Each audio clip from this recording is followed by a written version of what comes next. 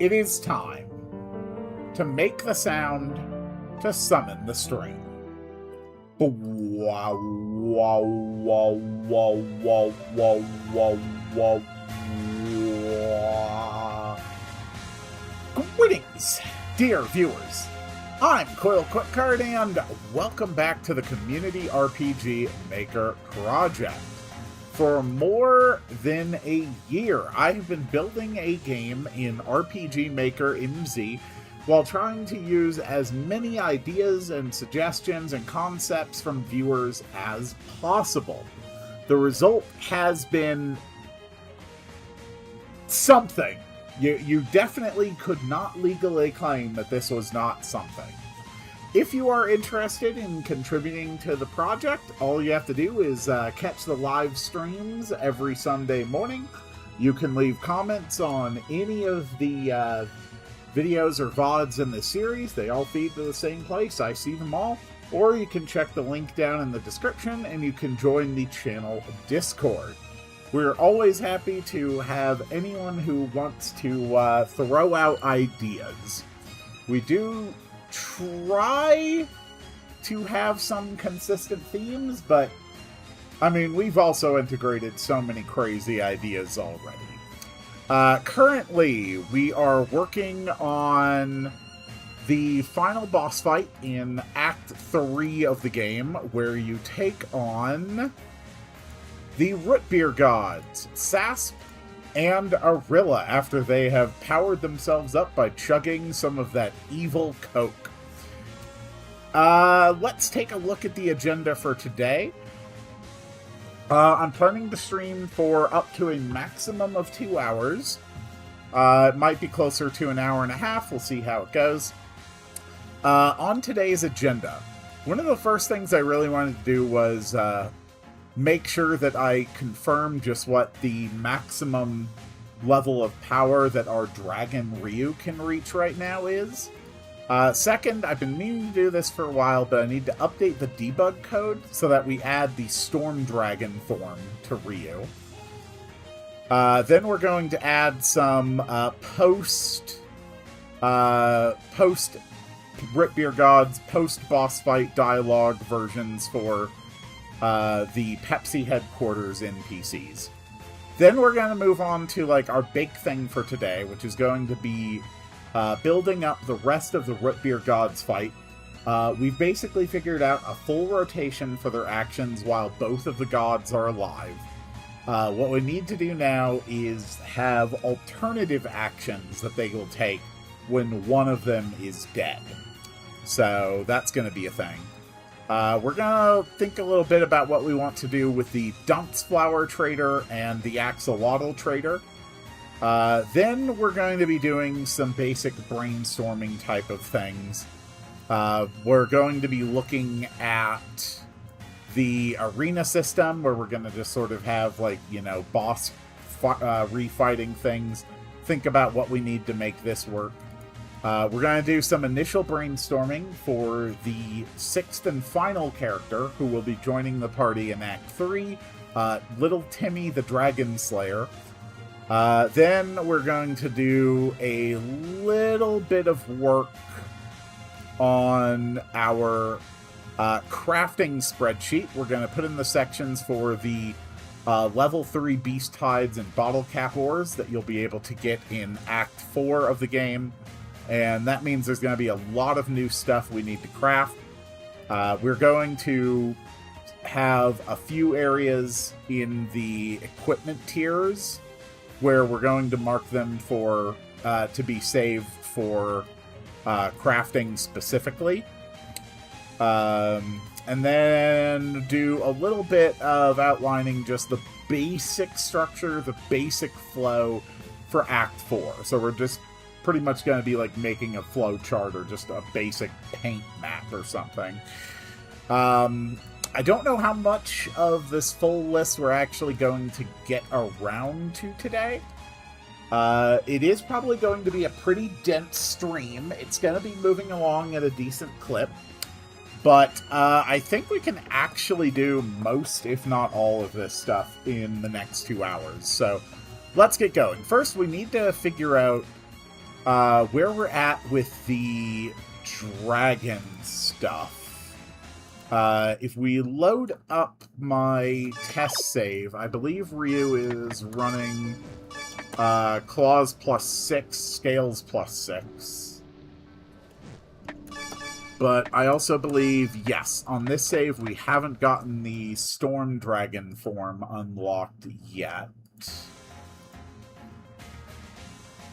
So let's just make sure that I am on the same page. The first dragon buff you get is up in the mountains,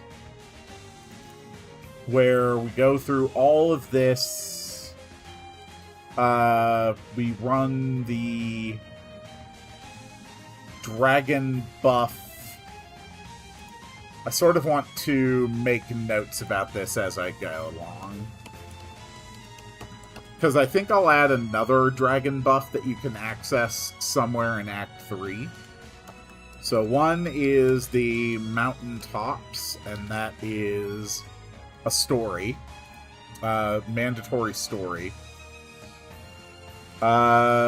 In the town of Chill, I think we have someone who will sell you a dragon buff. So we have the one in Chill. Magic Shop. Good morning, Coles. Welcome to the stream. The third one, I believe, is out in the snowfield when you fight against the red dragon.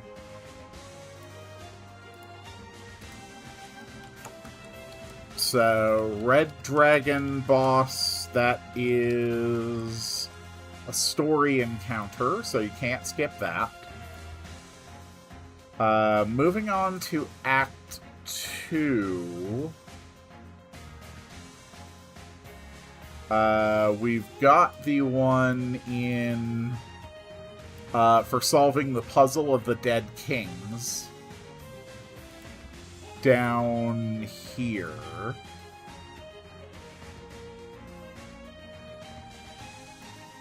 And yes, so that is the dead kings puzzle.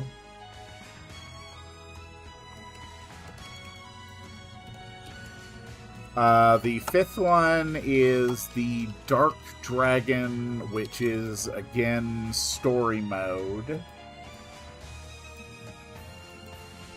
And the seventh is the Storm Dragon boss. So where the hell is the sixth one coming from? Where are we getting that sixth dragon buff? Let's see. I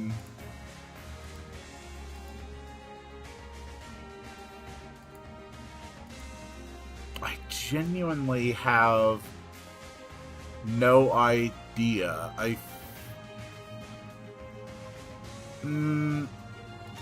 Is there something I did in Act 3 that let you get a dragon buff?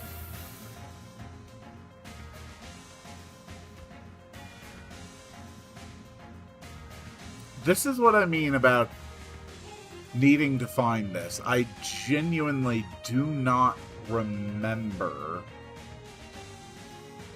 where you're able to get that sixth dragon buff.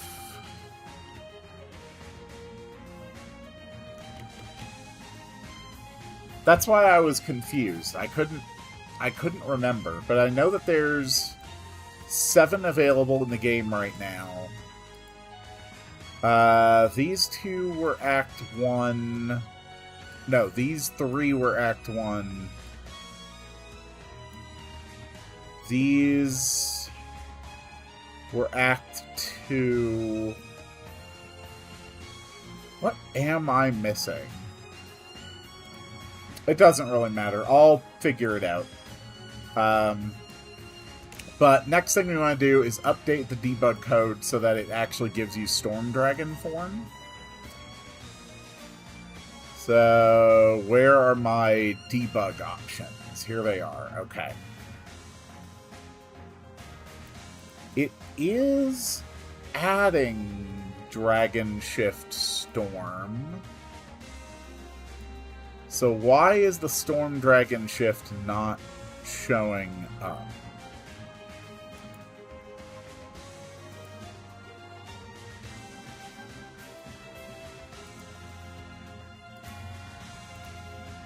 It should be.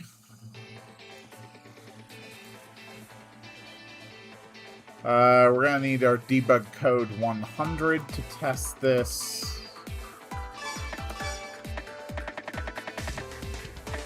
Here we go. Yeah.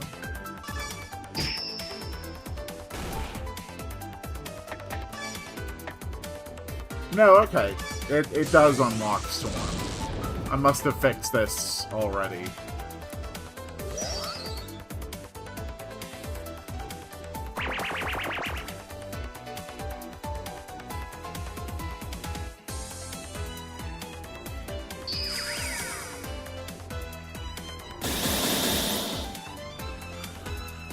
This boss fight is absolutely absurd.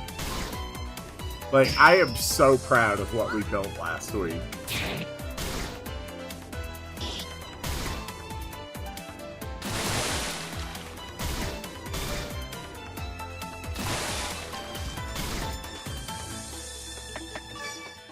He should have all of his... He does not. He doesn't have his Double Claw or his Storm Breath, which he should.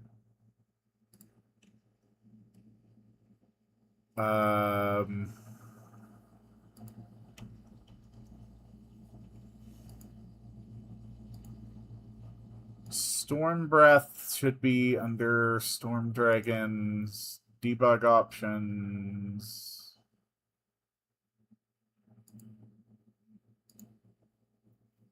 This is adding the wrong Storm Breath. That would explain the problem.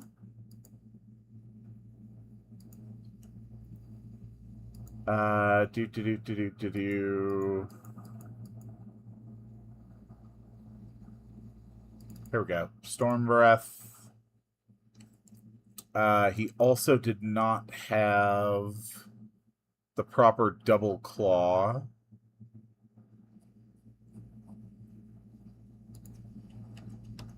So he does need to be getting Double Claw number 281.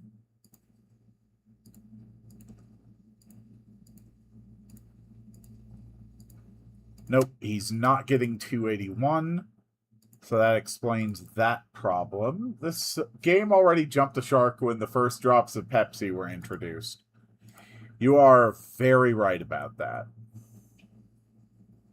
Okay. That works.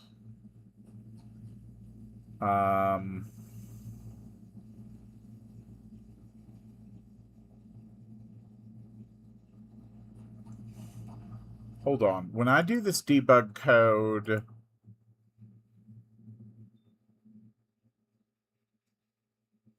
I'm not actually upgrading Ryu's equipment. Oh, right. I don't have to because I can just set that manually. Okay. So that was fixed. I did have the Storm Dragon mode added to the debug. I just didn't have it completely figured out yet. All right.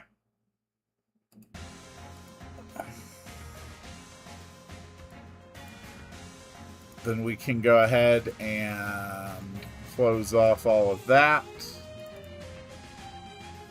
This is where we have the next dragon buff. Does the dragon buff have its own stuff?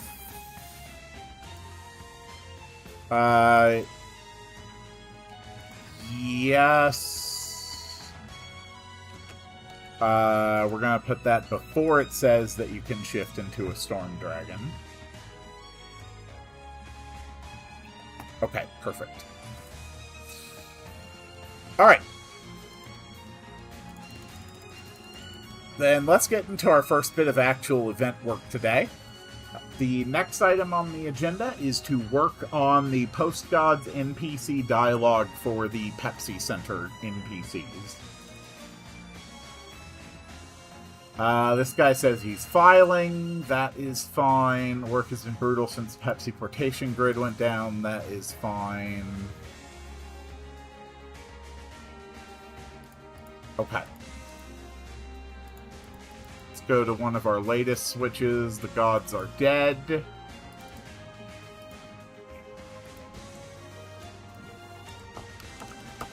Do you mind?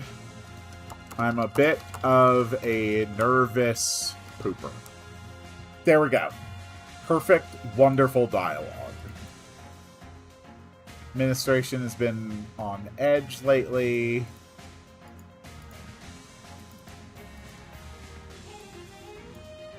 I got my first Shalpa today. I don't know what that is. You'll have to enlighten me on that. Things are finally starting to get back to normal.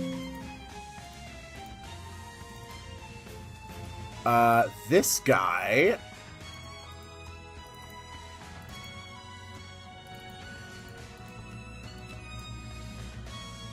Oh.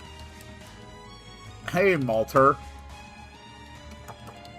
I'm a little busy right now. Filing the requisition forms for materials to repair the entire Pepsi production line. Okay, so he's a little bit upset about that. Shiny Alpha. Oh, Shalfa. I get it now. I hadn't actually heard that term used before. Okay.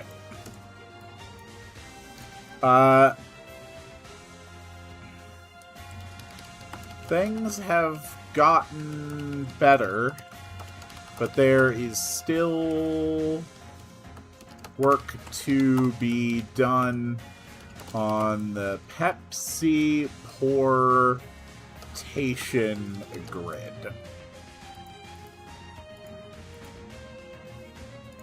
Next, Malter's at you. I haven't seen you since you left for Spire Town.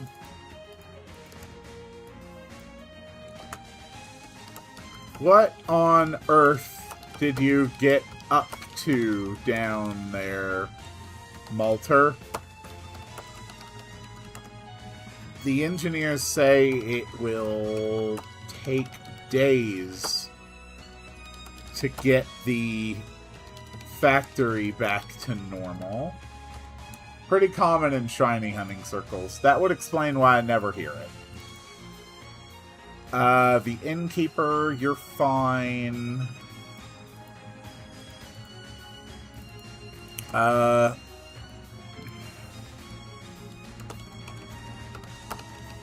Welcome back, Malter. Malter's subordinates.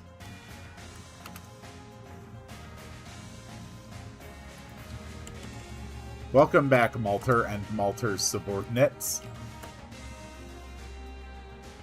A Meowstick, female even. Oh, nice.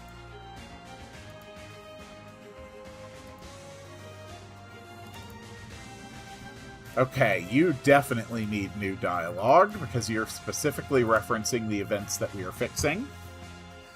The cat folk and the bat folk seem to have reached a cautious truce. Welcome to Pepsi corporate office. Do you have an appointment? That's fine. Alright, next floor.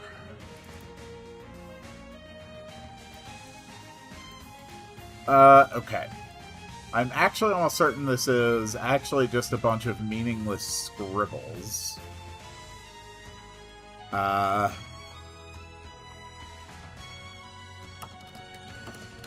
still haven't been able to decipher what they were trying to say in our in that last meeting. With the ellipses, that should all fit. Okay.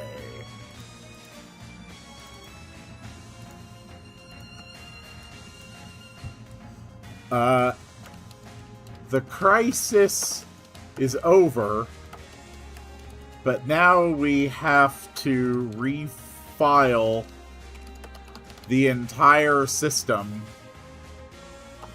and produce new documentation. Mail actually would have been better, because they'd be able to set up dual screens with Prankster. Admittedly, if I am going to use a Meowscarada, it is probably going to be doing something disruptive rather than directly attacking.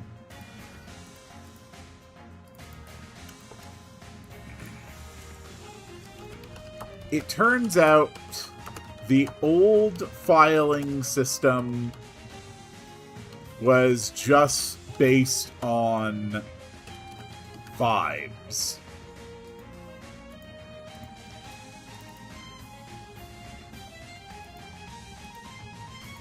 Okay.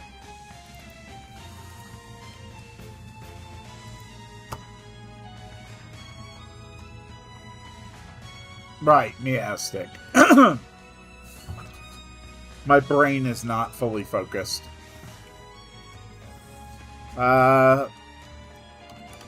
It's going to take months to get all of this sorted properly. Okay, that is good. Everything up here I'm not going to mess with today.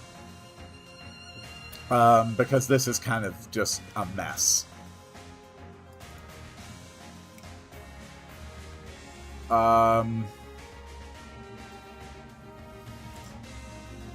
Honestly, we'll just have this meeting be over.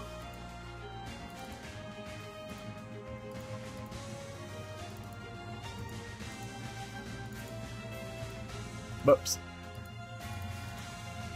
There we go. There's just no one here after we win. You're invisible after the meeting's over. Sorry, I'm on break.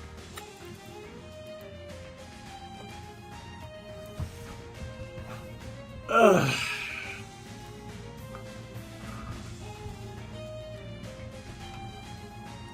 I am truly of the opinion that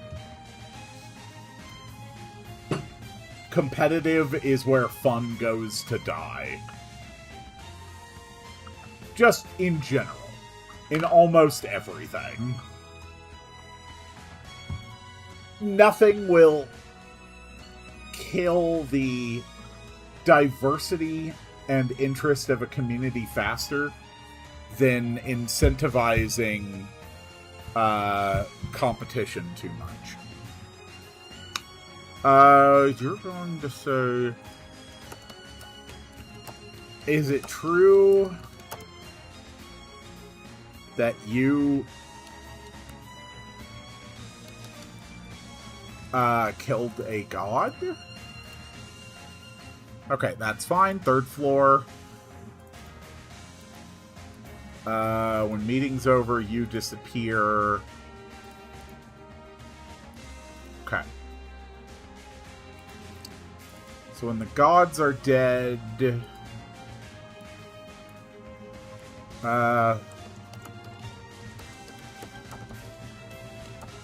we owe you a lot, Malter. Be sure to submit your receipts so the compensation is accurate. Okay. So that takes care of that. Is there any reason that you could get stuck in the factory? Is there anything about the factory that re-entering it after the bosses could get you soft locked in? You're still able to access all the rooms. When the gods are dead, you're not there anymore, which is accurate. You're still giving codes to the storage room, which is accurate.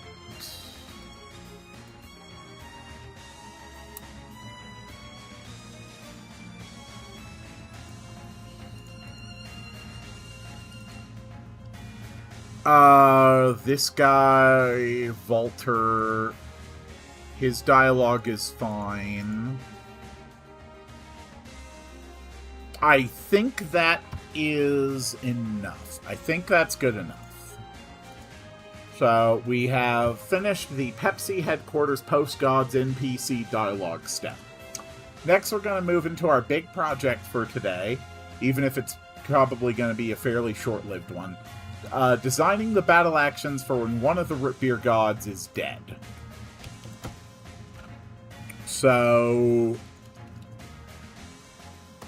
I really wish I had kept the dialogue, or the text saved, explaining what the order was. So it's turn 1 is shield telepathic whispers.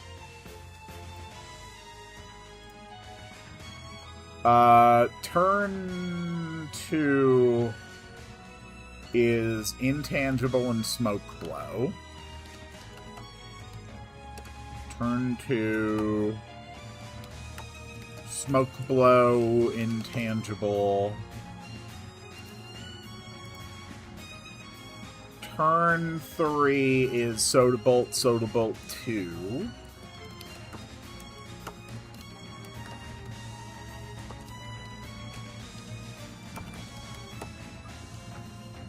Okay. Turn 4 is Soda Bolt and Root Storm. It's cold, Soda Bolt, Root Storm. Have you ever done triple battles where everybody only uses metronome? Because it's absolutely hilarious. Turn 5 is Mind Control, Soda Bolt, Body Slam. Okay.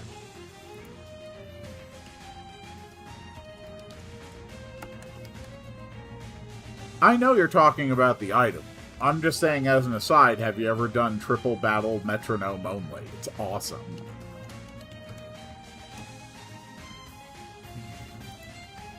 What was it? It was Mind Control. Okay.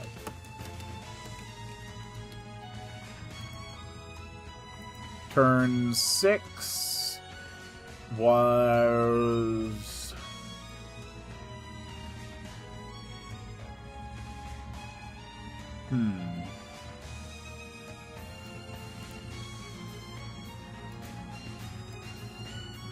Yeah, it's attack, attack, soda buff. Okay. Turn 6. Attack X2. Soda buff. Turn 7 was cold soda and heal.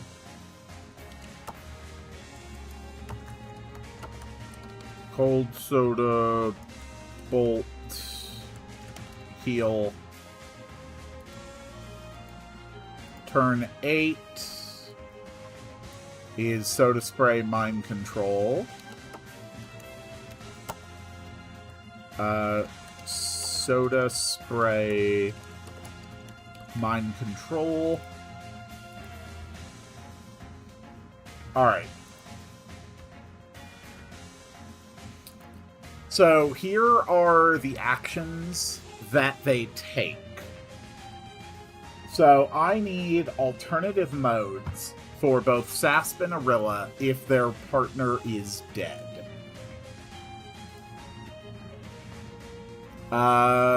Telepathic Whispers, we really don't need an alternate mode for that.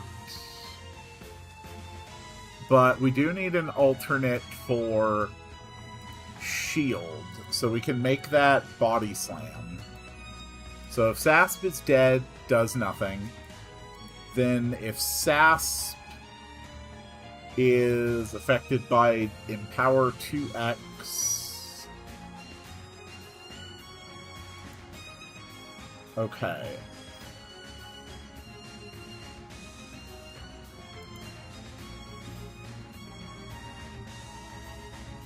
So I'm gonna have to put a whole other thing here. If Arilla's dead, Arilla can stick with Telepathic Whispers. So I want this to be Body Slam times 2 if Arilla's dead. On the next one, Smoke Blow is fine. We can go with Mind Control 2X.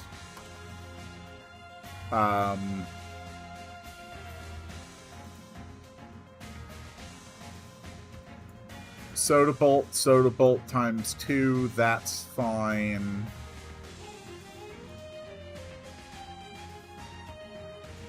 That's fine. There's not actually too many things where I really need to make adjustments, but I do want another Telepathic Whispers here.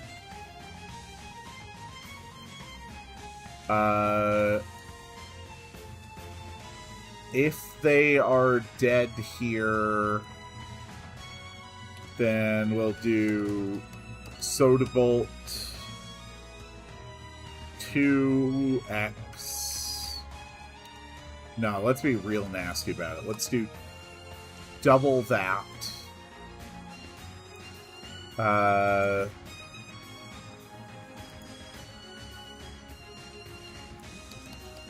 And we'll add another Telepathic Whispers. No, we won't. We'll stick it with Mind Control.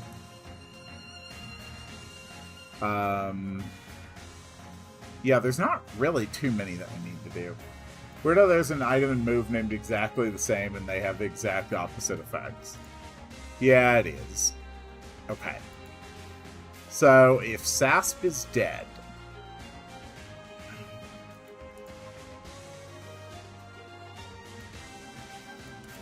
so then we have to check if Arilla is dead.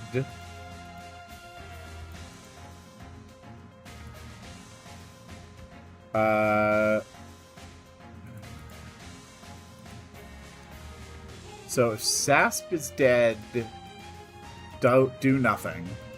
But if Arilla is dead, then we'll have a different action. But if Arilla's not dead, that's when we check if Sasp has the Empower times 2. If Arilla is dead, then Sasp will do random target double body slam. Okay. Then, if Sasp is dead or alive, doesn't matter. We still just do telepathic whispers. So that works. Next, we move on to turn 2. If Arilla's dead, we do nothing. If Sasp is dead, then do nothing. This is what we do if Sasp is alive, where we give the intangible. If Sasp is dead, then we will apply double mind control. No, I don't like that. We will do Soda Bolt random, and then we'll follow that up with a single mind control. For Sasp, they can just use the smoke blow like usual if Arilla is dead. So then we go on to turn 3. If Arilla is dead, they don't do anything. If they're alive, they use Soda Bolt 2x. If Sasp is dead, he does nothing. If he's not dead, he just uses Soda Bolt. And we will add an extra conditional on here. If Arilla is dead, then we will add a body slam.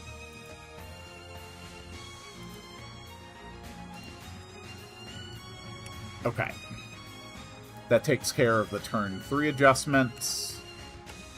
Next one really shouldn't need any adjustment at all, because Arilla's on Root Storm, and that's very powerful. She can do that if Sasp is dead as well. If Sasp still has his debuff immunity, he goes for Cold Soda Bolt.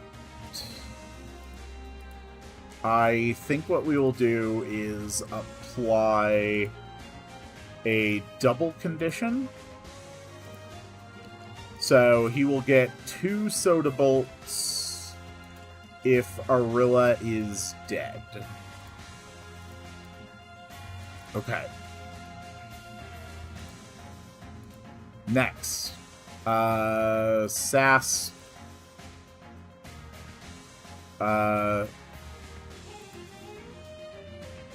Yeah.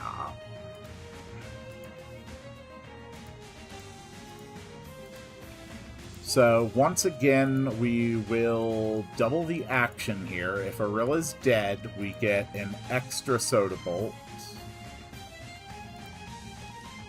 And if Arilla is not dead, we get an extra... Let's actually do a Smoke Blow here. That'll be nice and nasty. Yeah, we get a Smoke Blow, and then a Body Slam. If Arilla is alive, then she will check if Sasp is dead. If Sasp is dead, she'll use Telepathic Whispers. If Sasp is not dead, she'll just use Mind Control.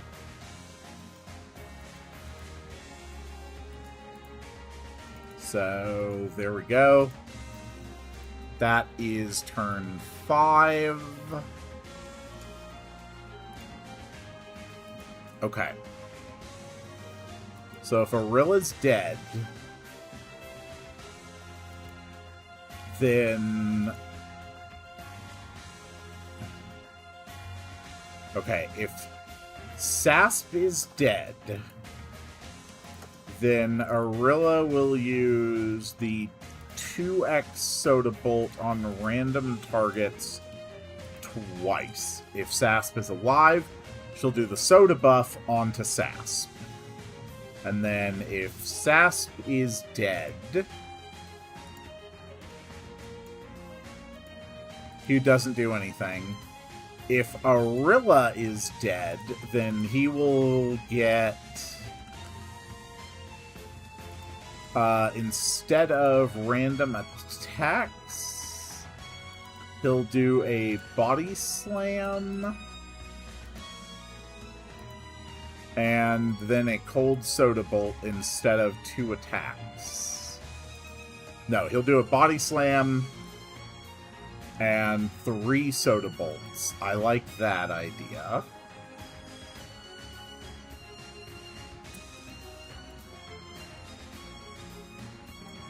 I'm actually thinking... What do you think of a Sableye Evo where Keen Eye turns into Tinted Winds? I don't have the energy to spend a lot of time considering it at this moment.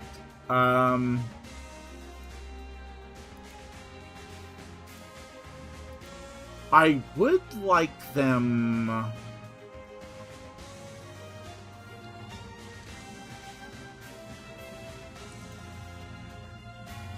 No, that's fine. Okay. Turn 7 is... yeah, the cold soda bolts, that's fine. If Arilla is alive, Arilla uses heal. Turn 7 doesn't need to be adjusted. Okay. Turn 8.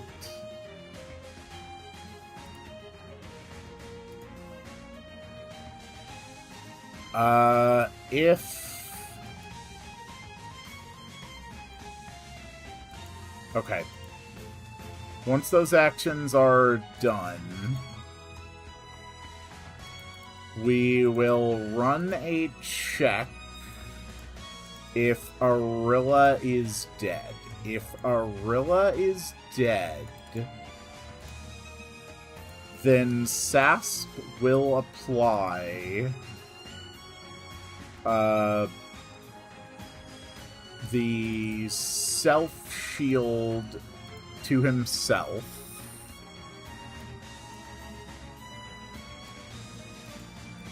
Yeah, so-and-so has activated a shield.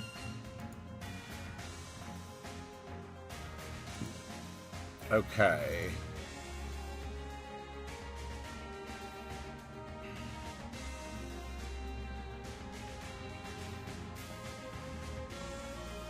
So we're going to take self-shield and soda buff.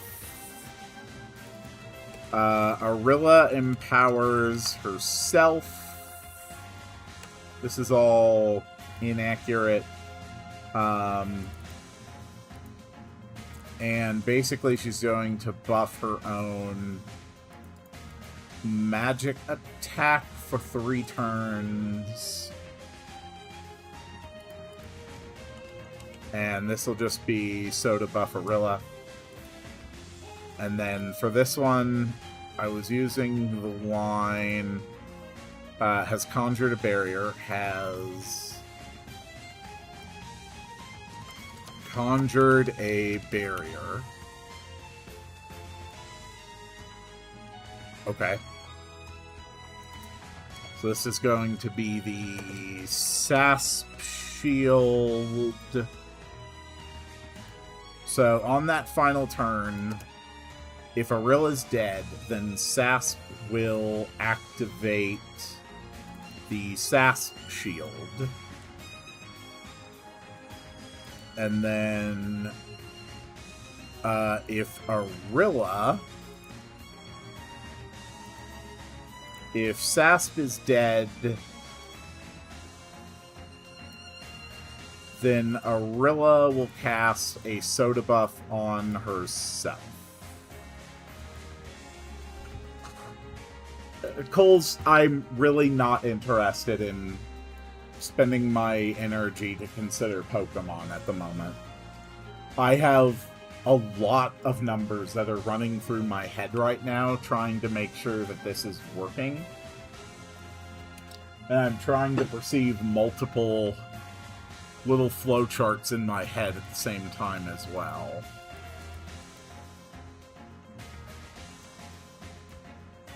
Okay. I think that's okay. What I need now is to be able to test this. So I'm going to add a couple specific target things here. So let's go with 661. And it will change enemy HP for Unit 1, decrease by the max, allowing death. Okay, and then if we use code 662, then it will do the same thing, but targeting the second enemy in a troop. So debug code 661 and 662 are now for killing enemies 1 and 2. 661. Kill enemy 1. 662. Kill enemy 2. Alright, let's give it a test.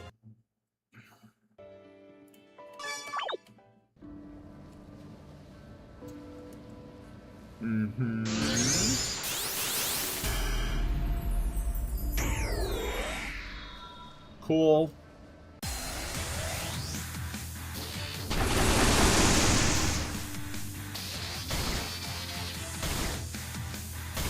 That move is so nasty.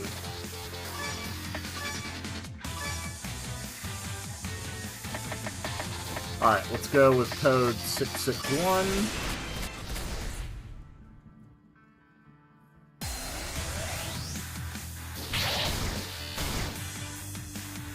Okay. Code 661.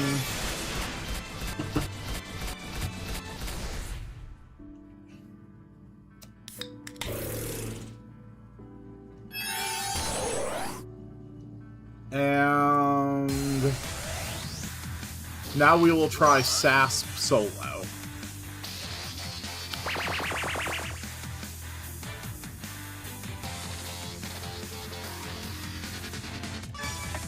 Okay. 661. Let's try fighting against solo Sasp.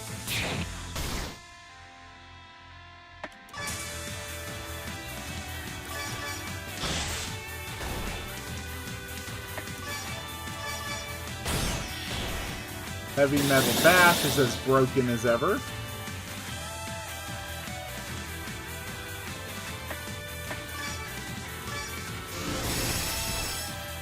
This will protect against the Cold Soda Bolt. Tongue Paper should still do extra damage against you. Malter, let's take off your blindness.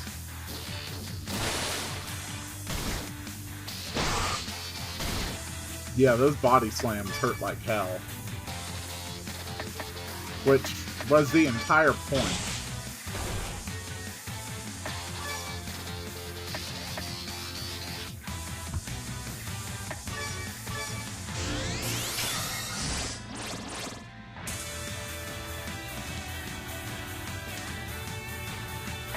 Okay.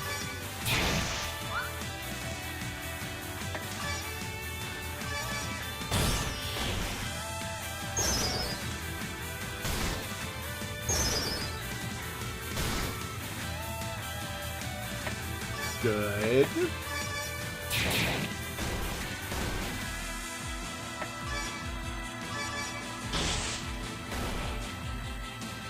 That was not a very lucky slash.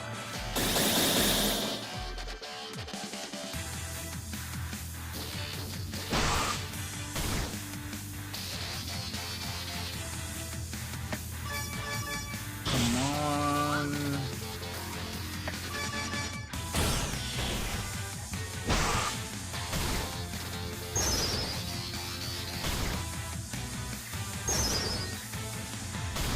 God damn.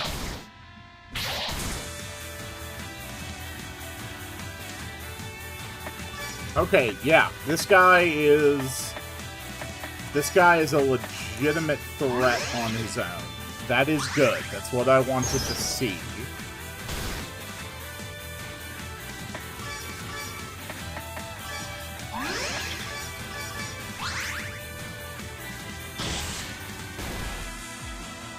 Good.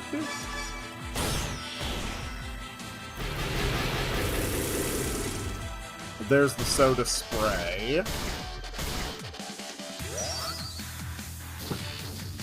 And then he shields himself. So all of his actions work. Left eye's hella sore. Oh, God, I freaking hate when that happens. That sucks. I'm sorry, man.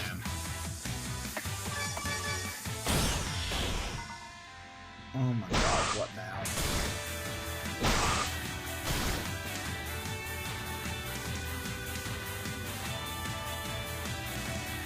Aww. It's my wife giving me a text. She says I love you. She's a sweetheart.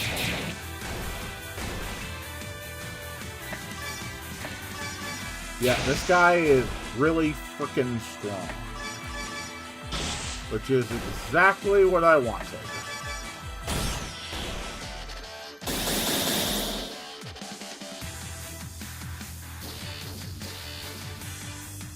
That blind effect is very strong. Which is exactly what I was going for.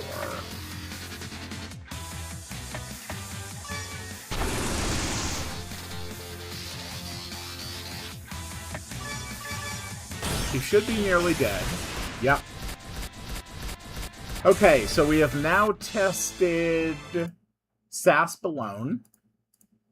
Now we're going to go in and we are going to test Arilla alone. And again, we're just going to make sure that she goes through all of her intended actions. And if so, we can move on to our next task.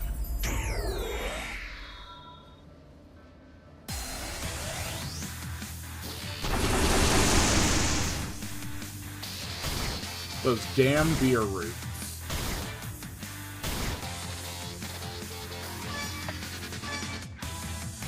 I need to change the overlay effect. I have not had capture cursor on this whole time. There we go. I need to change the overlay effect so that it's different between telepathic whispers and drum. But that's about the only issue I can think of.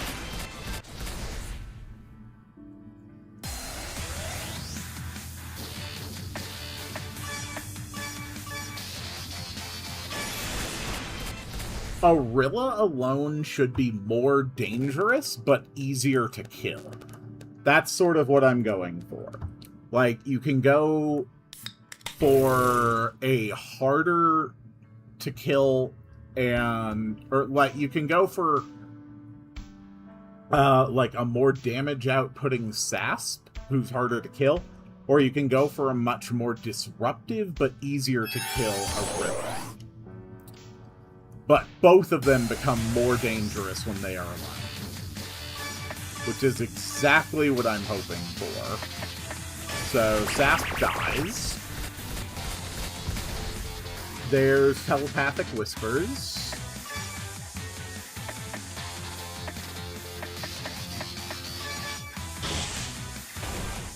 Oof. Some days Lucky Slash just isn't lucky.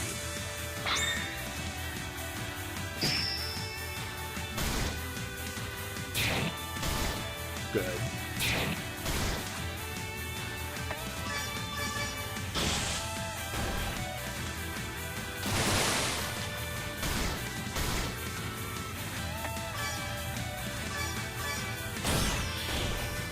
Okay.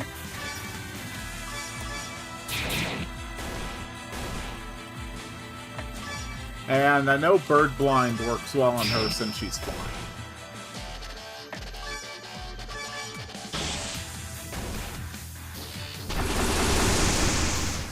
Here comes the root beer.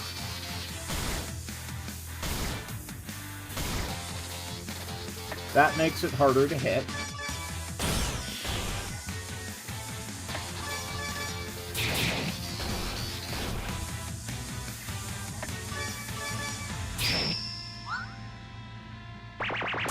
Then she has another telepathic whispers.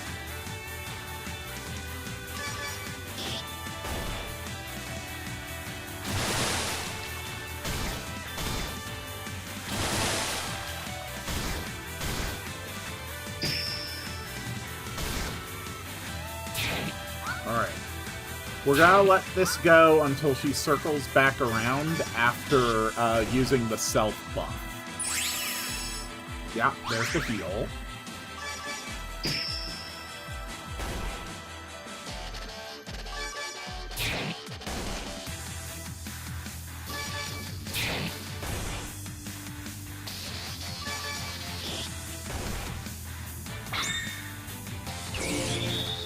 Yeah, mind control, empower herself.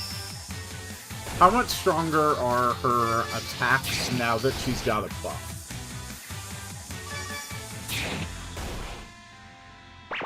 Because these are going to be a lot stronger, but I would need to make sure that they're not just like one-hit kills.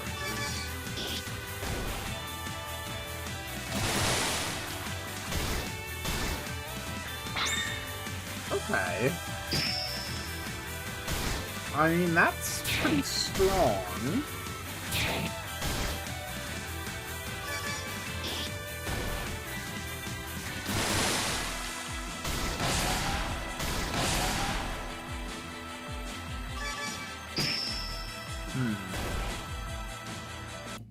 Okay.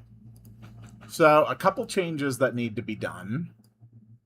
First off, Drunk needs to have a different overlay.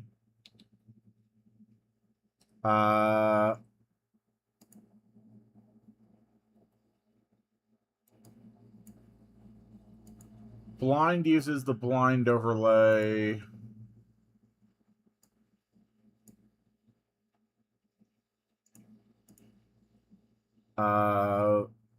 Honestly, poison overlay is fine. The one with lower ID is given preference. So mind control. Yeah, really should have higher priority. Oh, no. The stat with the higher priority. Lower ID is prioritized. Okay, that's fine. The next thing I need to do is apply a different empower.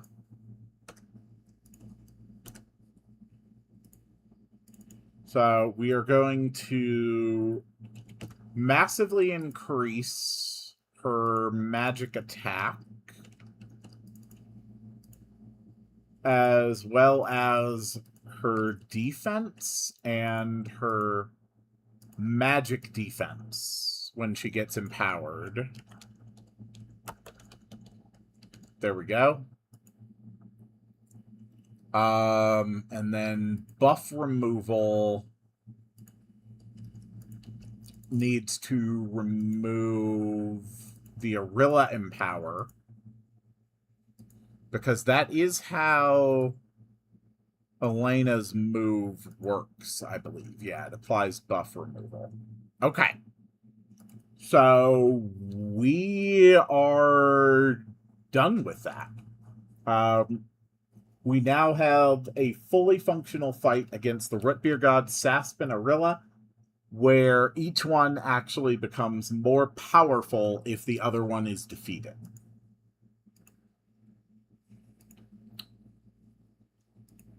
And I think I should represent that. So once per battle, if Arilla's HP equals 0,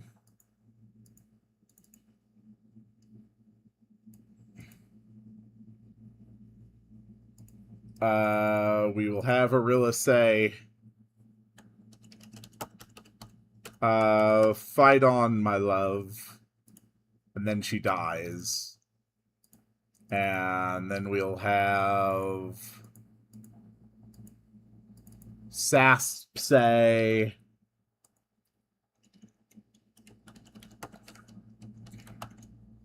no, you fiends. Aren't they siblings? Not that I know of. And even if they are, that sure as hell isn't going to be stopping gods from hooking up.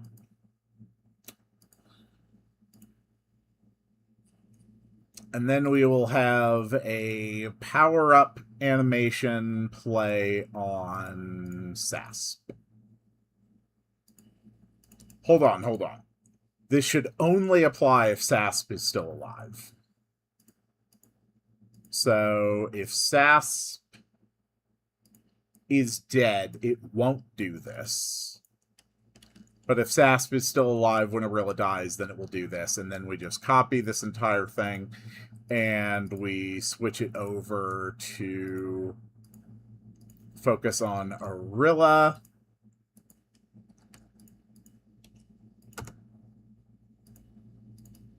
So Arilla will say, or Sasp, his death message will be like, I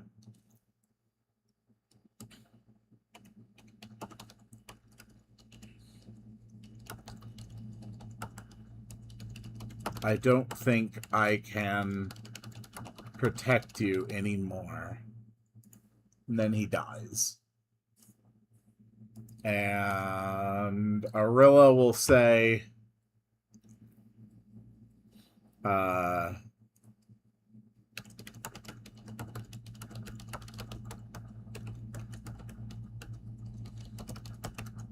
you will pay for this, I swear. Alright, just a little basic thing. Nothing too crazy, doesn't need to be anything more than that. Let's just give it a little test. Okay, 661. Fight on, my love. No, you fiends. And then he gets a power-up animation. Perfect.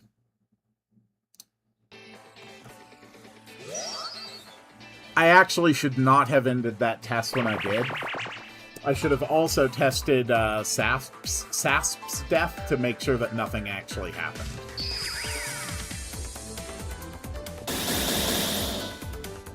Okay.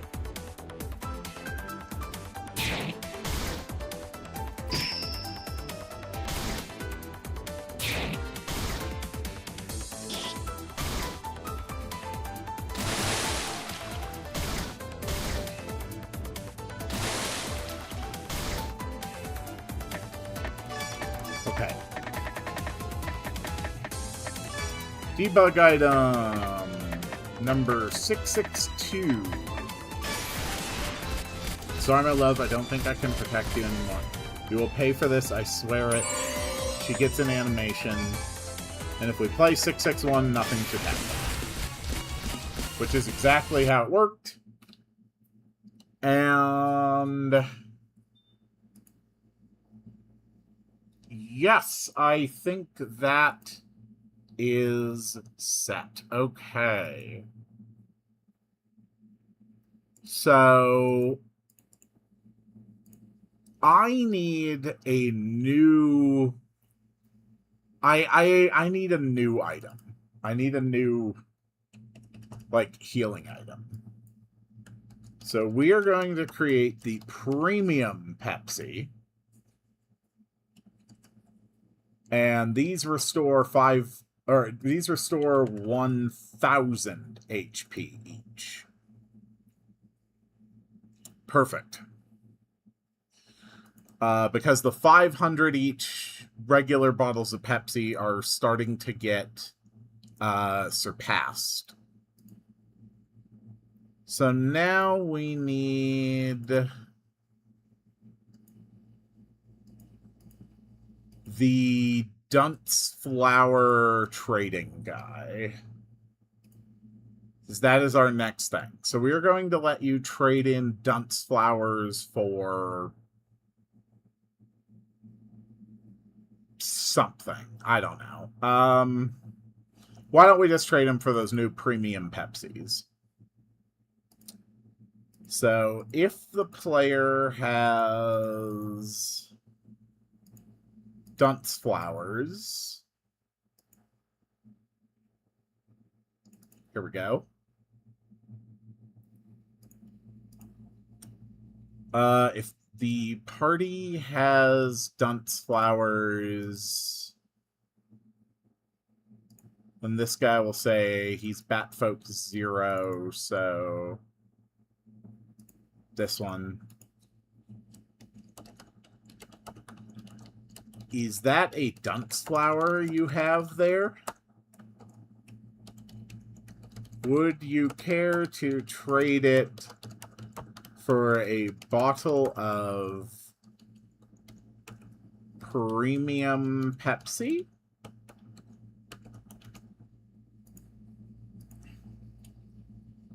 Okay, if the party doesn't have Dunce Flowers, then it will go here. Trade it for a bottle of premium Pepsi. Offer a choice, yes or no. If it says yes, you decrease your supply of Dunce Flower by 1. You increase your supply of premium Pepsi by 1. And then he'll have some dialogue. Thank you very much. I will always be happy to trade you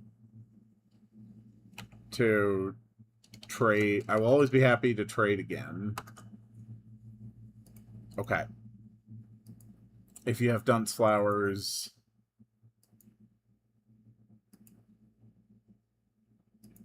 Okay. Be careful. We will add a second line to his dialogue. Mimics drop Dunce Flowers when you defeat them. If you bring me Dunce Flowers, I will trade them for some premium Pepsi. Okay, I'll always be happy to trade again. And he'll say no. Mimics drop Dunce Flowers when you defeat them. If you bring me Dunce Flowers, I'll trade them for some Pepsi. I will gladly trade them for some. I will gladly trade you some premium Pepsi for them. Okay. So we now have Dunce Flower trading. That took almost no time to make work. So if the party has Dunce Flowers, he offers a trade. You can say yes or you can say no. If you don't, then he comments on the chest. Okay. So, there we go. We now have Dunce Flower trading. Next thing. The axolotl can be traded for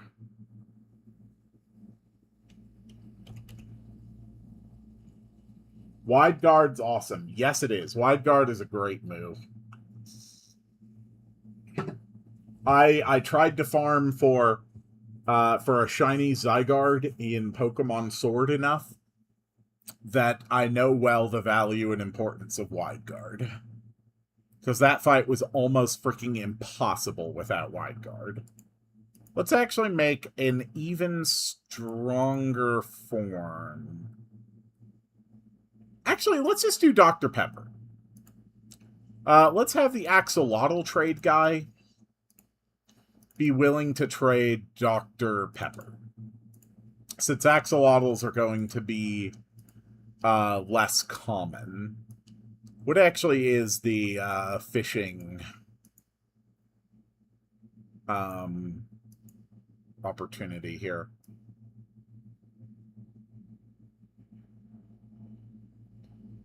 Okay.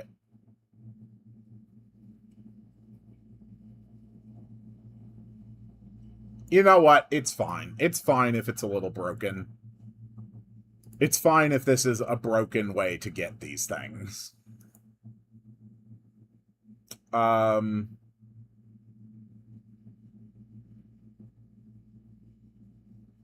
this guy will not give you axolotls. Instead, he will check if you have an axolotl.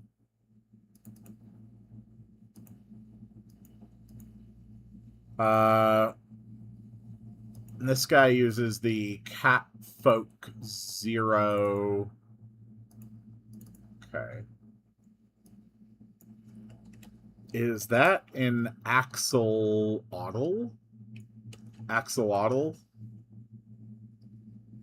Is that right? Axolotl.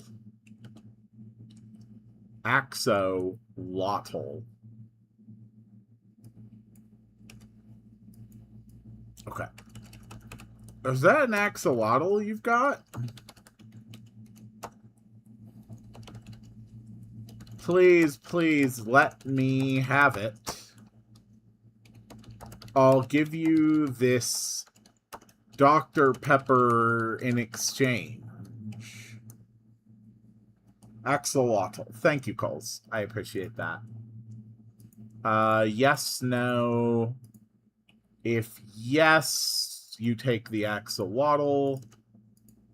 We get a Dr. Pepper. Okay. And he'll say, thank you, thank you, thank you. I'll be happy to trade with you any time. Okay. If you say no, I'll just be like, what? Oh, come on.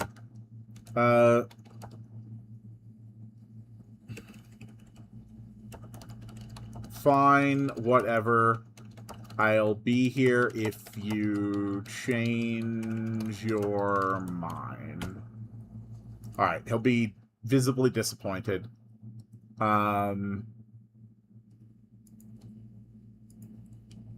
We will copy this dialogue.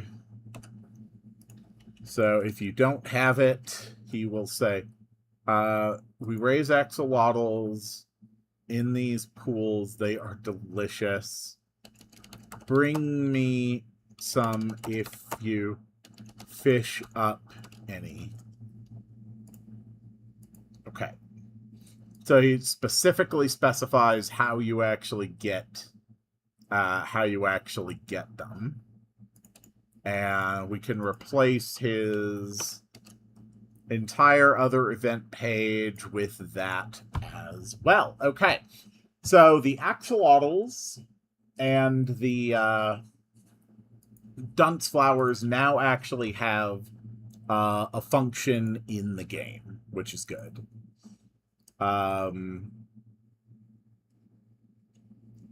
Yeah, that's fine.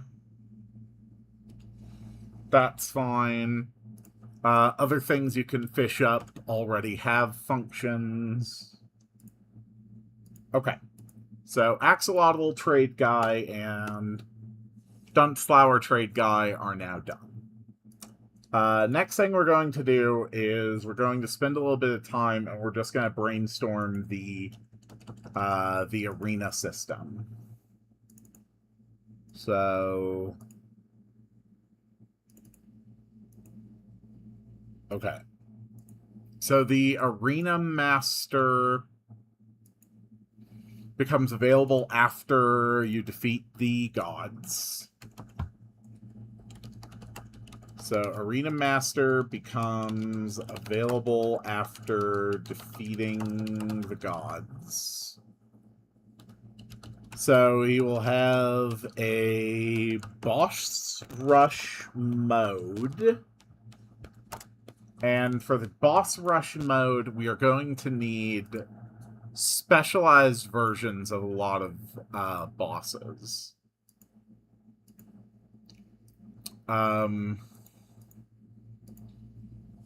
So we're going to mark with asterisk any of the bosses where we're actually going to have to create a custom troop for them. So Worm Boss...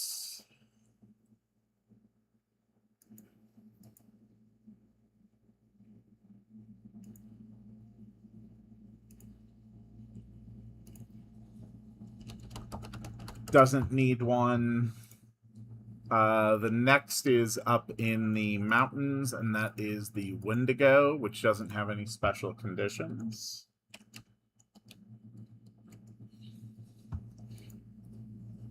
The next one after that, I think, goes all the way down to the Red Dragon.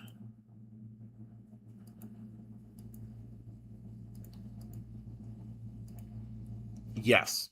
Red Dragon. Add Smoke Bomb.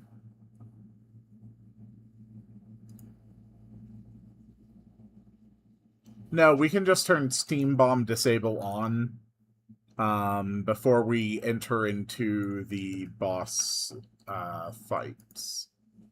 So, Boss Rush mode. Turn on Steam Bomb Disable. Bosses let you run and lose with dialogue. Track wins for monetary rewards. So, Forest Boss, Red Dragon. The next boss is the Zombie Flesh Puddle. And this one I will actually have to create a different version of without dialogue. So, Zombie Boss, remove dialogue.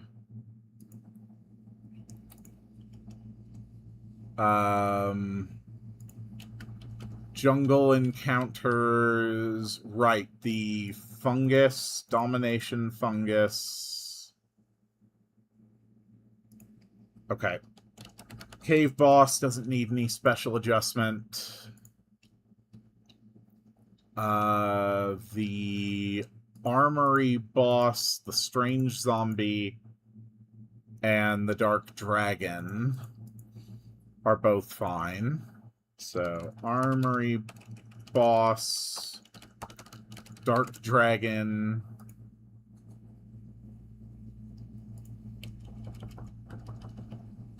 and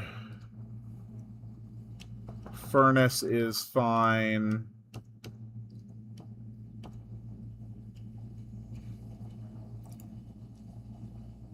The false Hydra, we're just going to have to re-examine everything going into the false Hydra to make sure it works for this battle.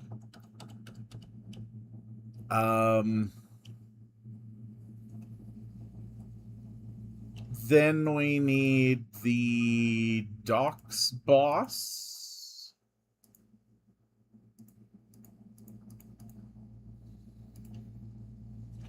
Okay, so Doc's boss, the mercenary mini boss. Before Doc's boss, we will have Storm Dragon. Storm Dragon is optional, only appears if you've actually had that fight.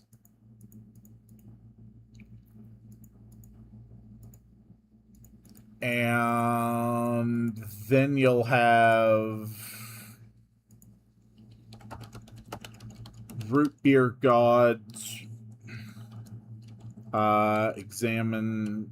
Actually, this one should work fine. So these are the different bosses that you can have in the boss rush mode of the arena.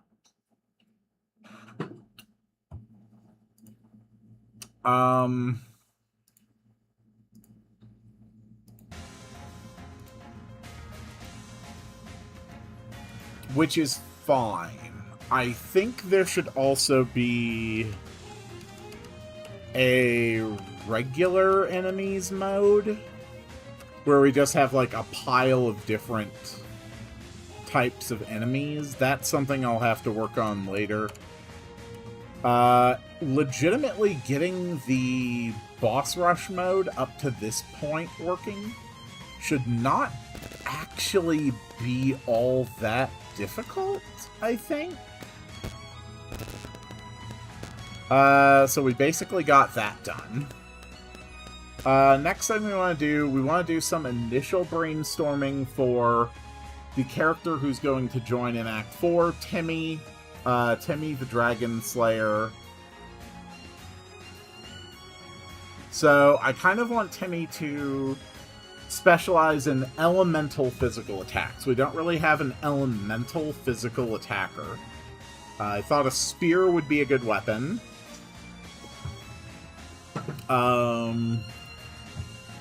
They can also use shields, but they can only wear light armor. Do you know John Rod? Not off the top of my head. So, what sort of things should we have for Timmy to actually be able to do?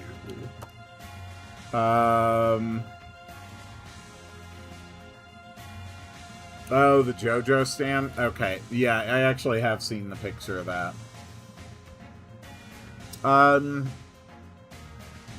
So let's have fire, ice, and lightning spear attacks.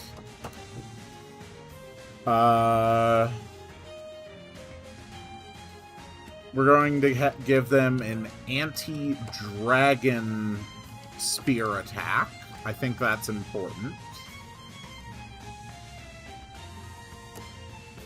Let's give them a quick attack, high speed,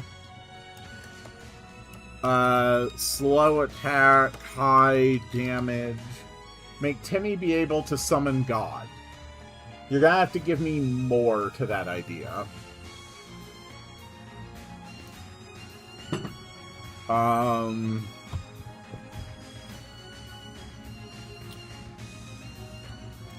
I think kind of going for like bratty kid energy for Timmy might work, personality-wise.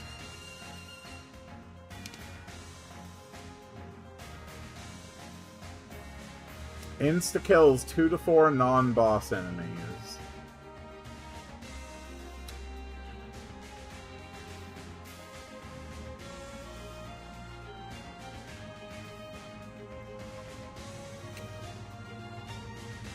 I think we can iterate on that.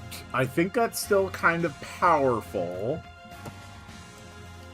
But I think we can go for an execution ability. Chance to insta-kill non-bosses.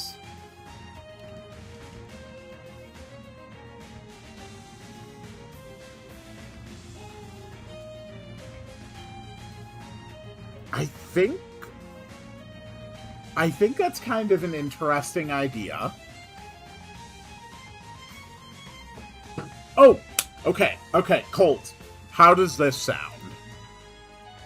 So they have an execution ability that has, like, I don't know, let's say 30 to 50% chance to instant kill a non-boss. When you first get Timmy, it initially activates one time, but as Timmy powers up, it gains additional hits. So, like, it targets... Like, if we go up here to skill... Like, it targets one enemy at random. With a 50% rate of applying, like, an instant death effect. But then it also gets upgraded so that it gets more hits. So, like, when it's upgraded once, now that effect is going to happen twice, targeting 2 random enemies. It upgrades again, now it's hitting 3, and it can go all the way up to 4x. So 4 chances to kill enemies instantly. That would be a really, really neat power.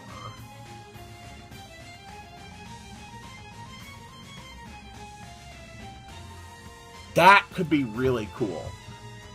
I think the best way to do it is not by adding a dead state, though. Because, believe me, messing around with adding dead states is an absolute pain in the ass.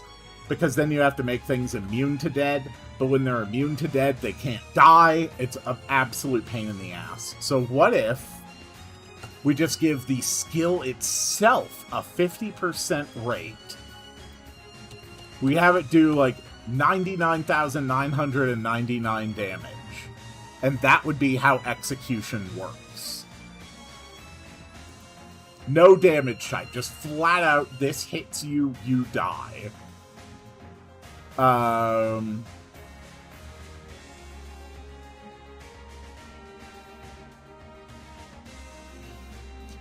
I would have to play around with repeat. Because I think the way this is now, like, if I set this to 4, there would just be a 50% chance that it hits 4 things perfectly, rather than 4 hits with a 50% chance each. I could fix this by using common events. I could actually use common events to make it just a single skill, rather than having to make different skills for, like, execute 1, execute 2, execute 3, execute 4. This is very viable. This is very viable. So, a chance to insta-kill non-boss enemies initially activates 1x, but as Timmy powers up, it gains additional hits. Each has a 50% chance to deal 99,999 damage of an element bosses are immune to. So there we go. That is an absolutely awesome ability. You helped really inspire that. Alright. So Timmy's going to get execution. What else should we give Timmy? I want to sort of lean into, like the bratty kid angle.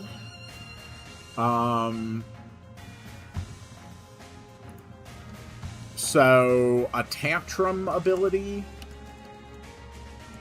Don't really know what that does, but it's completely within the flavor of the character.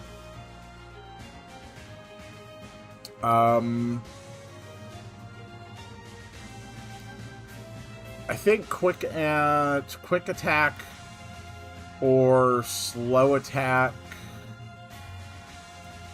Okay.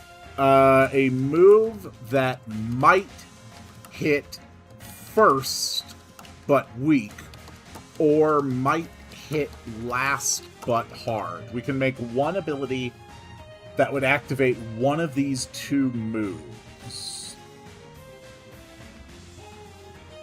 No, actually, I don't think we can.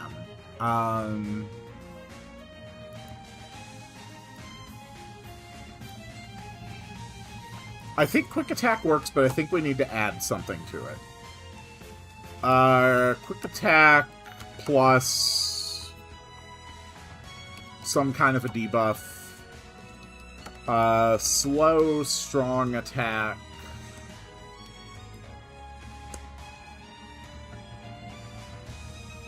I think that's okay. Tantrum. The Tantrum ability annoys enemies. So what happens if the enemy is annoyed?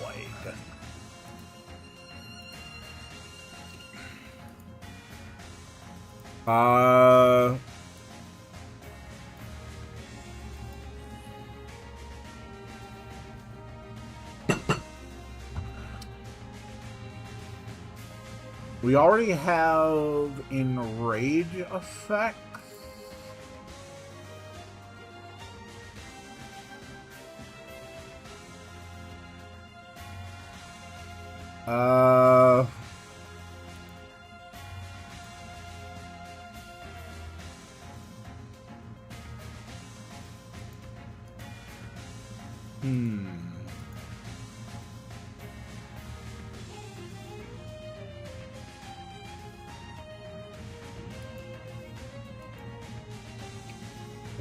What is a good way to do this?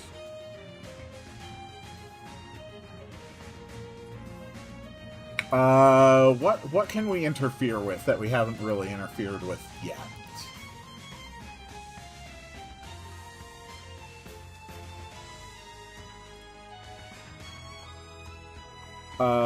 Crit rate, evasion rate.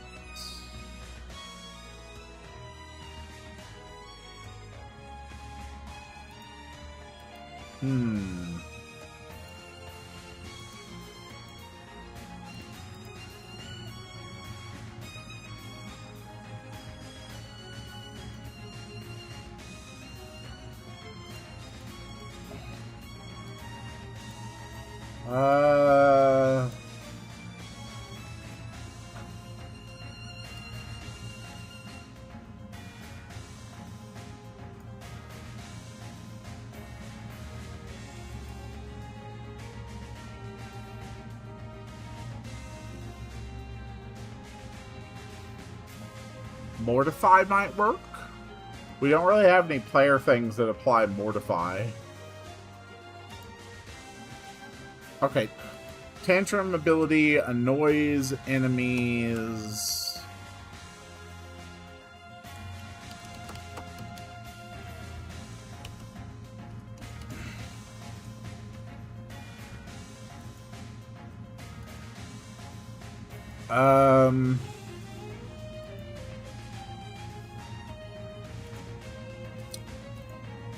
Maybe.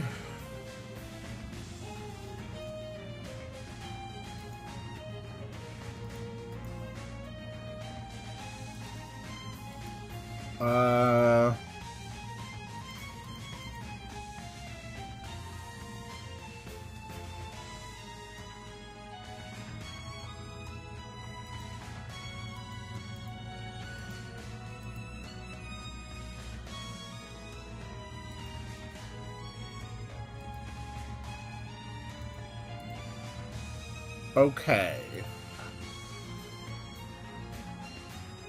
The Tantrum ability annoys enemies.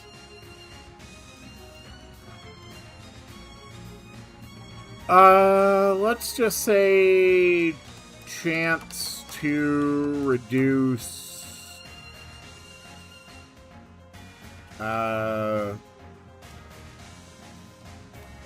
reduce defense, increase attack, on all targets. So they'll hit a little harder, but they're a little less defensive. I also want to give them a wounding attack. A wounding attack that reduces the effectiveness of healing. I don't really have a lot of enemies that heal. I could definitely do more with it, though.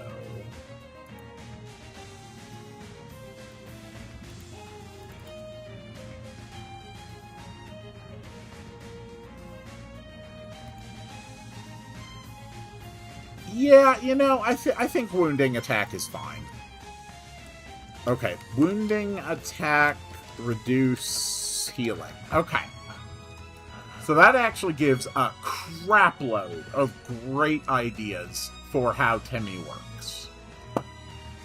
That is some absolutely fantastic brainstorming. Okay, next thing we want to do is we want to add Beast Hide and Bottle Cap Ore level 3 to our crafting spreadsheet. So we already go up to... so this is going to be...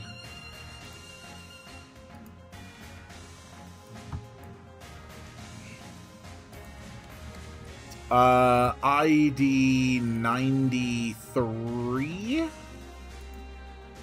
Label 9. Label 1, 2, 3, 4, 5, 6, 7, 8, 9. Okay.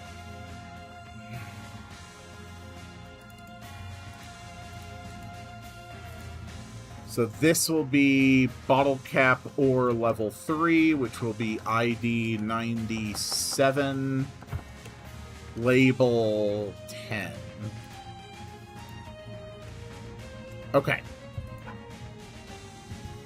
So we're going to be selecting areas that are going to be tier 10 gear. The tier 9 gear is going to be stuff that you can buy at shops. This is going to be vendor stuff in Act 4. The tier 10 is going to be stuff that's findable or craftable in tier 4, and then tier 11 will be like our ultimate gear. So we're not going to decide what the values are, but we are just going to decide which of the crafting recipes in this new area are going to be like pieces of gear, like Bottle Cap Ore 3 and right. I need to apply this here as well. This is ID 97, label 10. And Beast Hide, we need to insert columns after. That is Beast Hide 3, which is ID 92. And this is going to be label 9.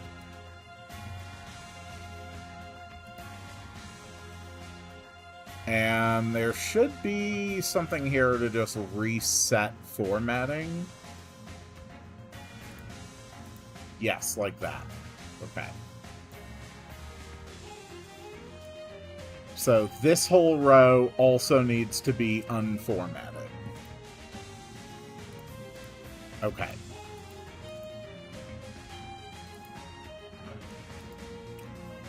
So Bottle Cap Ore 3...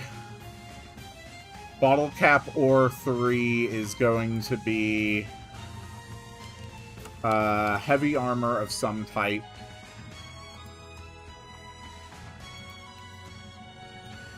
So let's go for cap mail body armor. This is bot 3, bot 3. Mark it with an asterisk so I know it has not been integrated. Beast Hide and Beast Hide. This is going to be light armor. So we know that light armor is going to be hide 3, hide 3. Asterisk. Beast Hide 3 with Bottle Cap Ore 3. We are going to have this be General Head Armor, which also falls here. So, General Head Armor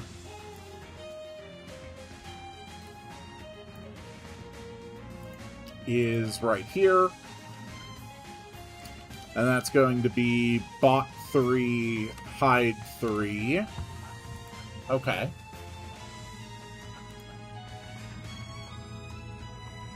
So this is where it gets a little complicated. Because this is going to be Bottle Cap 1 plus Bottle Cap Ore 3.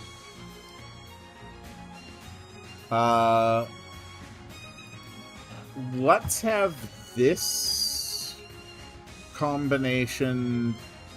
No, let's do Ore 2 and Ore 3, which makes a heavy helmet.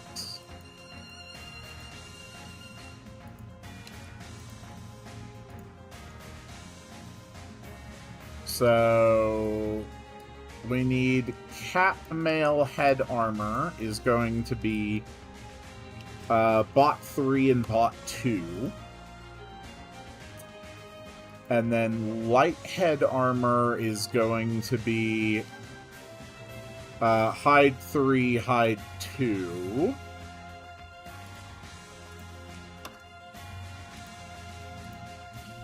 We're not designing any of these today, we're just making sure that we have a specific place for them. So, Hide 3...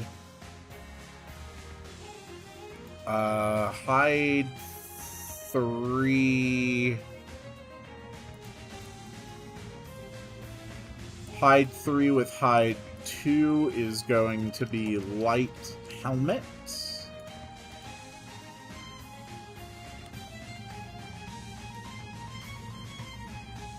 Which I think also goes here. Yeah, that's fine. Okay.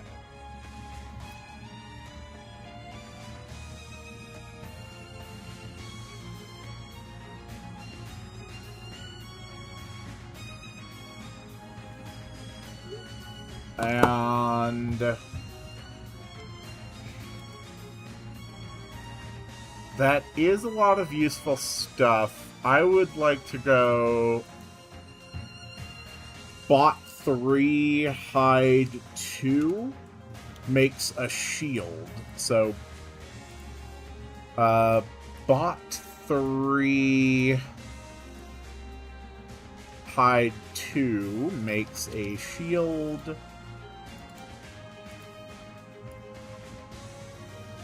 So, Bot 3...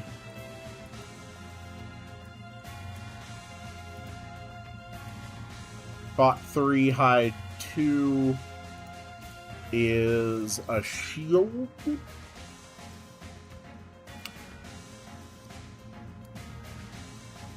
So that means that we have good stuff here. General weapons...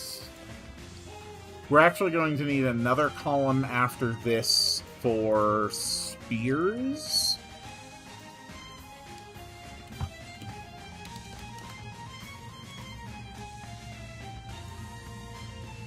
And boop, put that there, as well as there and there.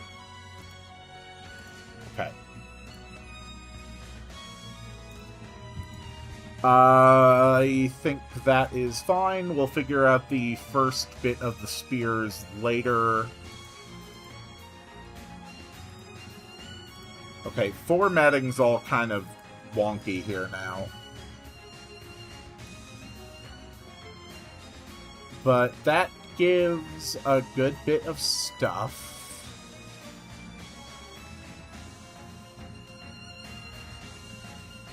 Okay.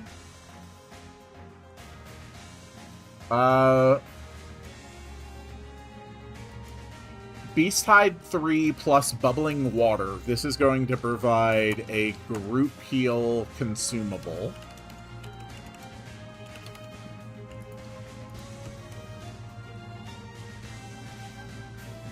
Beasthide 3, Bubbling Water. That is a group heal consumable. And let's do, like, one more.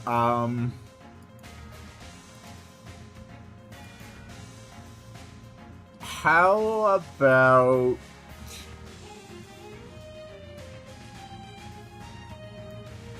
a Mimic Tooth? Mimic Tooth with Bottle Cap or... Mimic Tooth with Bottle Cap or makes a spear. I think that works. Mimic Tooth with Bottle Cap or 3 produces a spear.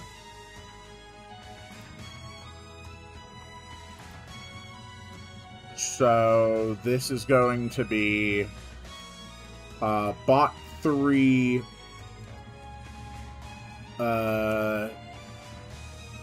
into Mimtooth. Okay. That is a good set of initial things for crafting. We've still got several more new recipes that we'll have to come up with. But that shouldn't be a problem. Let's check our Act 4 notes. Okay, future crafting item, platinum potions that give some sort of magic immunity. Okay. So that's definitely gonna be ore and crystal. So magic immunity potions are crystals and bottle cap ore 2.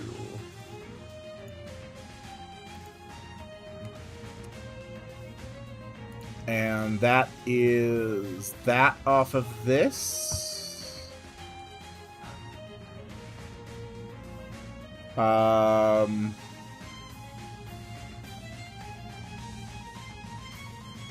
Do we have other suggested crafting items on the map, on our to-do list?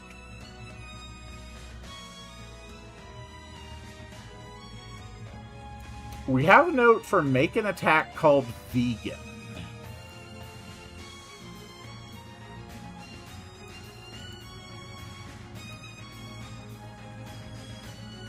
Okay, one of Timmy's... Alright, Timmy is vegan. We hereby declare that Timmy is vegan. So which of their attacks should be vegan?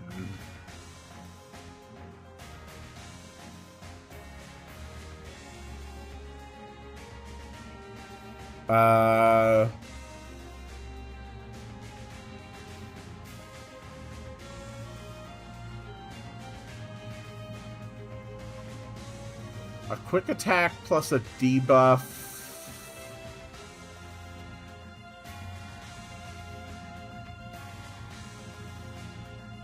Or the slow strong attack. One of these I'll make like vegan strike.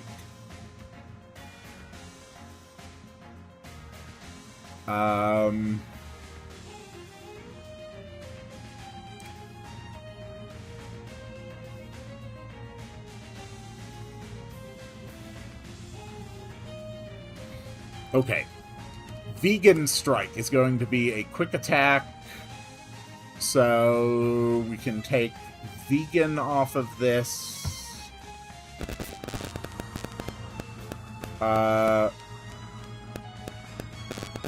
Timmy joins as a 6-party member. One of her abilities freezes.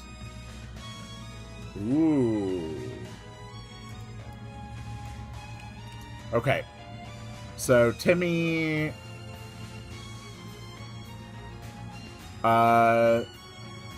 the quick attack... The slow, strong attack freezes, I guess.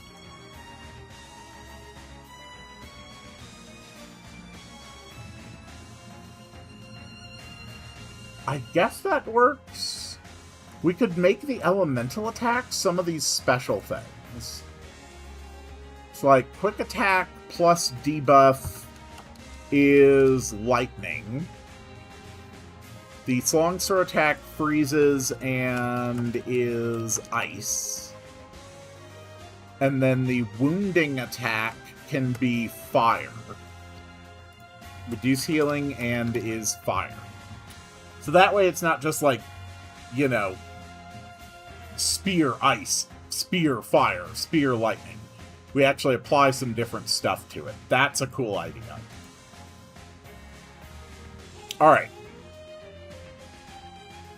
So, we've started working on the crafting system updates. We've refined the ideas for Timmy a lot. So, the last thing I have on the agenda for today's stream for the last few minutes is to outline the basic design of Act 4. So... let me just open up Paint, and we're just going to play with this a bit. We're just going to make it a smaller canvas. So, what I am figuring is that we start here at Pepsi HQ, and we get upgraded boat. Oh dear God, that is unreadable. Okay. So we start up here and we get our upgraded boat. At this point, we can access multiple areas around the map. We can now go over non-shallow water. So there's multiple places that you can go to. But we will say that several of these places are locked without Timmy in party. So you start exploring. There are a few places you can actually go.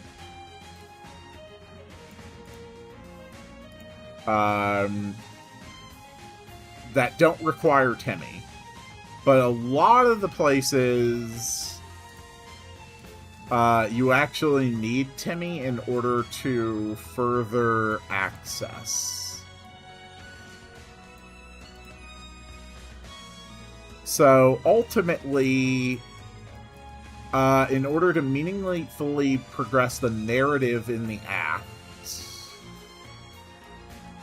you have to go recruit Timmy.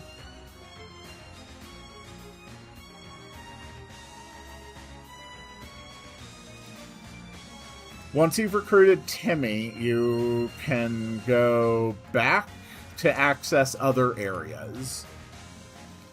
And then eventually some of these areas move toward, you know, other things. So let's think about this from the big picture perspective. Okay. Act 4, big picture. Defeat the Coke conspiracy.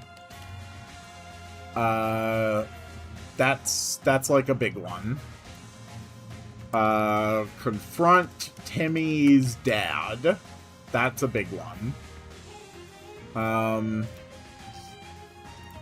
Do we have anything else in our notes that's really, like, important for that?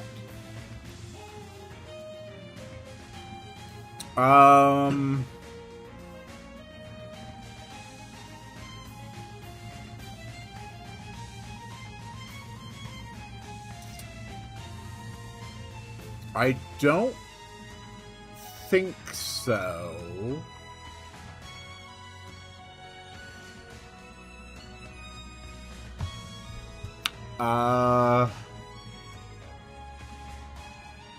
Oh yeah, the Gorilla's Quest finale.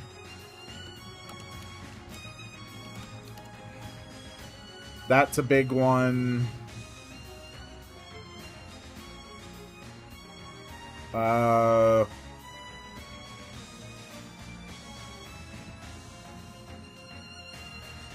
We can get a dragon buff in John's basement.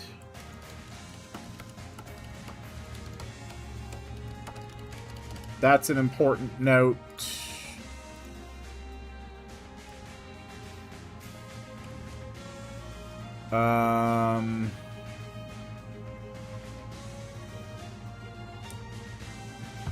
Okay, what else? We have a Sky City, which is sort of suggested in different areas.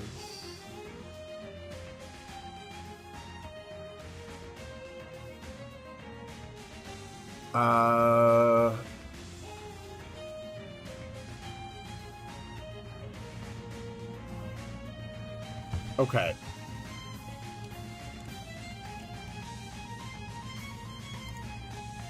So I think we can take these notes here and combine them with this dragon thing.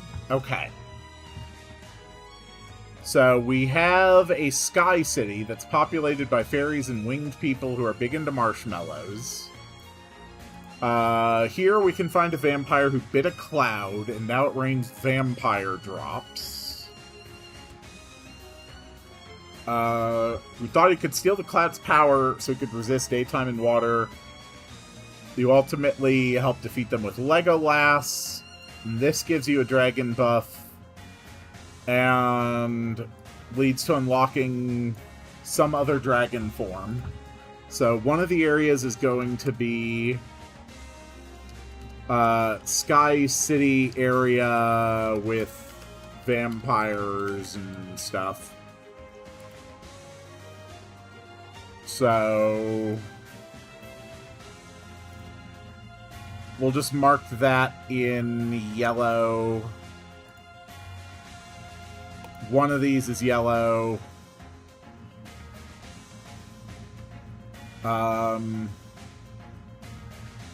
The point is we've got a lot of weird stuff. So we're gonna go into this area. We're not going to need the factory routing anymore. We can delete that. This is going to be Act 4 initial outline. We will continue to work on that. But we've basically done everything that we set out to do on today's stream. So in between this stream and the next stream, I'm going to find the screen names of every single person who has ever contributed to this project. Make a list of all those names so they can all go into Contributor Town. I am going to adjust I'm going to go through all of the Act 4 notes and sort of reorganize them into actionable things. I will update the bestiary up through the root beer gods. On the next stream, we will create the scenes after you defeat the root beer gods, the victory scenes, and the Act 4 intro briefing scenes. We're going to make sure that the upgraded ship can go anywhere on the ocean. And we'll finally add a lore book to the information center that explains the meaning of life.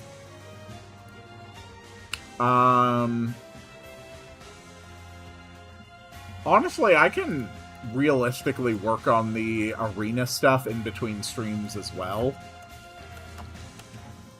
Work on arena, boss rush, that'll be fine. I can do that between streams. We will also do the design for Temmie on the next stream. And more Act 4 world planning. That'll be a big part of the next stream. And I think that's all the time that we have for today. We got through everything that I wanted to do. It was very successful. I'm very happy with how it all went. How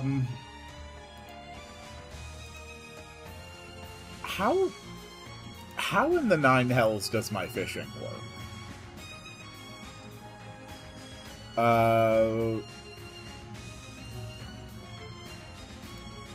If the OK button is being pressed, we go to here.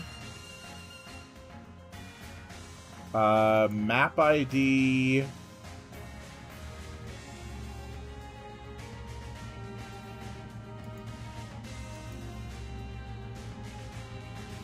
Okay. I have no idea how the hell I got all of this to work, but alright. That's gonna be it. I've got other places to go and other things to do today. Thank you all so much for being here. It's been a great stream. Ugh, feels good to stretch. Ugh. The next RPG Maker stream will be here next Sunday, usual time.